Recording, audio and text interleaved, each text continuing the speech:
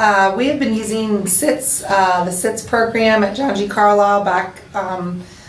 last fall, began using it as an assessment tool for grade levels to administer grade level assessments so that we could collect the data and use it to determine what instruction we needed to go back and review, reinforce, reteach, and look at which standards and skills students were still lacking that they needed to have before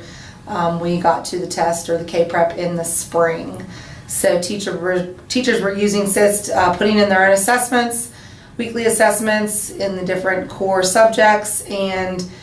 giving those assessments, and then that same day looking at the results,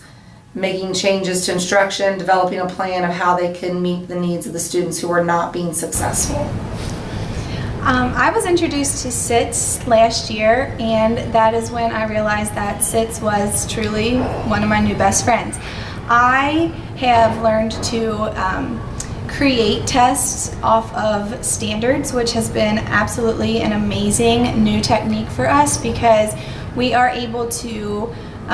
use our test to be basically driven off of a standard, and it really helps our questions to be more rigorous and to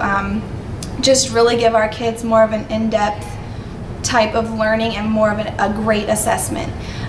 We have been using our CIITS this year to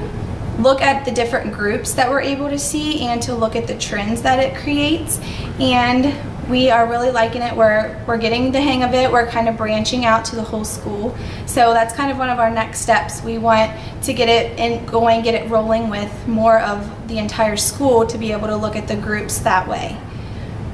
Our goal for this school year is to continue using it, not just for common assessments across the grade levels, but also for weekly assessments, end of unit assessments within the class, to see if what we're using to teach is meeting the standards. We're pushing it to all grade levels, and our goal also is to get kids accustomed to actually taking some of their assessments on the computer in the computer lab so that those results are even more immediate so that we can get feedback to them quickly.